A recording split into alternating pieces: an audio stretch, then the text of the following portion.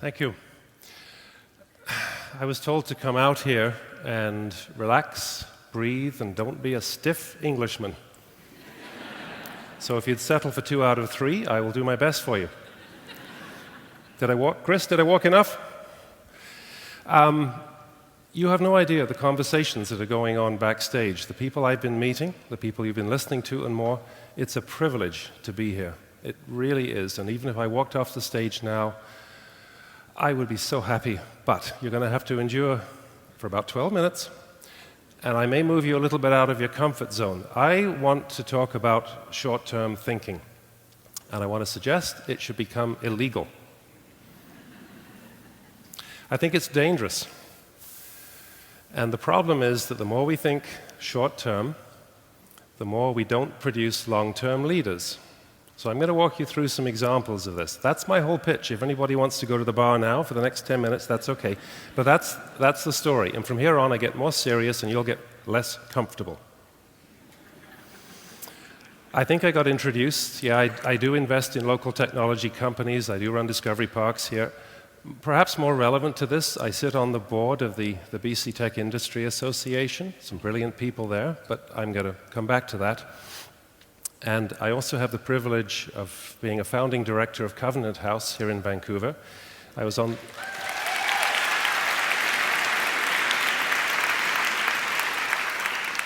Yeah, it's great. I was on that board for 12 years, 4 as chair. If I can get in a quick promotion, November 15th, there's going to be a sleep out. Some of us, about 10 or 12 so far, get to sleep outside on the street. We're not supposed to bring any toys. We get to feel what it's like. It's a fundraiser, if anybody happens to be interested. Okay, so let me get to the meat of things, and I apologize for reading a couple of things here. My memory. John Kennedy said, things do not just happen, things are made to happen. And if you find there's a commonality in this from the last 2 speakers, you're right. Seth Godin, who I'm sure a lot of you relate to, amazing speaker too, said, transformational leaders don't start by denying the world around them. Instead, they describe a future they'd like to create. Same thing. You've got to make your future happen. And if you look at it from the other end, if you're there on your deathbed, that's been referred to today, legacy matters. People aren't going to worry too much about, did you create an app last weekend? They're going to think, what did you really do? What really matters? What was your legacy to the world? So here's the problem. Right now, most people are working on a short-term survival basis. Economically, financially, politically, that's about the way it works. And if you look back in history, you think about the serf working for the lord of the manor, the monobrow digging potatoes, this is all I do all day. Assembly line workers, 1920s to 1970s maybe. Today's developers, software developers, this is day-to-day survival, week-to-week survival. So in the short term, you get rewarded, you were rewarded, you are rewarded for good, bigger, better, more. Big loop. If you're working on creating apps, and I haven't the slightest idea how to do that, that's why my son is here, but it's really short term. I think it's killing some of our businesses and our industries, and I would hold up Research in Motion as an example. Brilliant company in its day, but what's RIM done lately? RIM really, from what I can see, had one brilliant idea. They've milked it, they've pushed it all the way out, and they're fading. They don't seem to have a long-term vision, and that's the problem. It's the lack of visionaries, and it becomes the lack of leadership. So the old model, which is really the model most of us are still working in, but it's shifting, says sell it today, this week, this month, this quarter. How many of you are measured that way? If you look at the way the accountants deal with things, return on investment, return on equity, internal rate of return, all these sort of boring returns, they're all eventually geared to maybe an annual return, and that's the model we're working with. If you switch over to politics, and Joel mentioned a bit about this, we elect people anywhere from 2 to 5 years. That's about the longest political term that I can find. So we say, in that box, you have to do these things, and at the end of that box, you're not accountable. I think we've boxed ourselves in. I mentioned I sit on the board of the BC Technology Industry Association, and I'm not directly blaming them, but in my opinion, now I know we're speaking to a bigger audience here. I'm speaking to you, hello, from Vancouver in British Columbia, but our little group here, this place, doesn't have a clear vision for technology. This is the business I work in. Everything is small. Companies are small, investments are small. If you go and get some money, if you get $50,000 or so, you can start up a company, whatever the number, but nobody's really pitching for world scale. And politically, it gets reinforced. If you look at the government structure here, the word technology shows up in third place with a junior minister. I worry about this. There's no leadership, there's no vision. The game plan with the little companies, and I'm a hypocrite here because I've invested in some of these firms, is you want to cash out early. You want to get a return as soon as you can. But if you do, what happens to it? You sell the software, you sell the IP to some big company, it disappears, you're out of a job, you have to start again. The nice name for that is serial entrepreneur. But the government reinforces this. If you go out and you want to have people invest in your little company, you can get a 30% tax credit within 6 weeks of investing in that company. But if you go back and say, well, where does the next phase of money come from? How do we keep developing? Really difficult. And the exit is usually to sell to a larger company, which isn't based here. So the bottom line to me is, again, no leadership, no vision. I think the long-term players are starting to take over. I think it's perhaps cultural. I've traveled a little bit. I think maybe this is an East-West thing.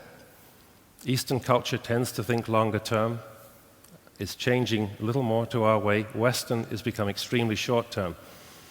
One example might be multi-generational homes. Now, most of you here are too young, I suspect. I'm on the edge of it, where grandparents, parents, children, maybe others, lived under the same roof. That's happening less and less.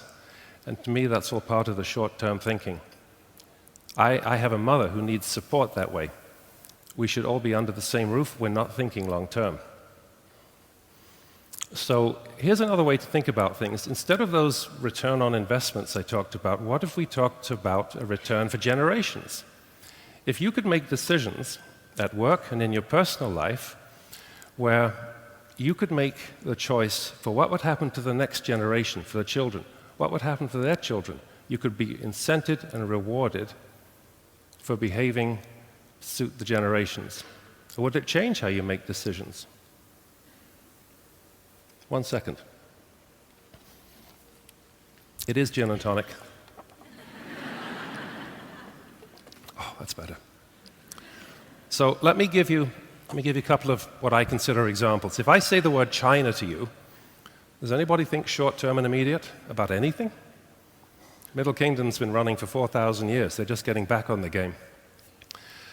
I was in Israel earlier this year. I got to see the state of Israel is being rebuilt, starting in 1948. They have become the second largest producer of technology startups in the world. San Diego, 1980s, local economy collapsed. Based on the military, they built the whole thing with vision, with a leader, to build a new technology industry. The Mars facility in Toronto started in the 1990s out of a problem. My uncle John Evans led the charge. He had a vision to bring everything together. And this, I've been waiting to do this all day. That's 1 ounce of gold bullion. That's real. And if anybody thinks it's chocolate, you can come and bite it afterwards. It's real. It's worth about $1,800 today. Well, think about the idea of what chocolate, gold is all about. Gold has been an idea that has survived and will continue to survive. We attribute the value, just a piece of metal. But it's a long-term idea. The whole world marketplace is becoming incredibly competitive, and if we don't have the vision to lead us in our little piece of the world, I think we're going to get left behind and blown away. You've got the creativity, but who do you look to lead you? Who's giving you the vision? If you use the sports analogy, take your favorite sports team, take away the coach, take away the captain, how well are you going to do? So I say legacy with a vision. How to do it? Well, I use the tech industry as my example only because it's one of the few things I know anything about. So for your jurisdiction, translate, but I think what's needed is a tech executive, somebody who you respect, has built companies, sold companies, made lots of money. You'd listen to them. Somebody, you name it, for your jurisdiction. And then you need a politician, and this was mentioned previously. I think you need a politician who's willing to follow the same plan, but you say to this politician, 10 years after your term is done, if things work out the way you tried to make them work, there's a reward for you, a financial reward. It's put away for 10 years. I think we need an institute of technology. We need an independent group to help us grow this industry that's not influenced by governments and trends, but it's got a big picture vision. For the families of executives, the families have to play along as well. So if your family is led by a tech executive, maybe you get tax-free options 10 years from now if it's successful. If you're involved in a high-tech firm that makes extreme profits, it does happen occasionally, instead of the tax rate going up, what if it went down? You're still going to pay more taxes, everybody benefits. So here's my summary, please, for the sake. I have children, I have grandchildren. I really want them to have a great future. I want there to be a vision. I want there to be a plan. So I would say to you, for God's sake, do this for your children, if nothing else. Thank you.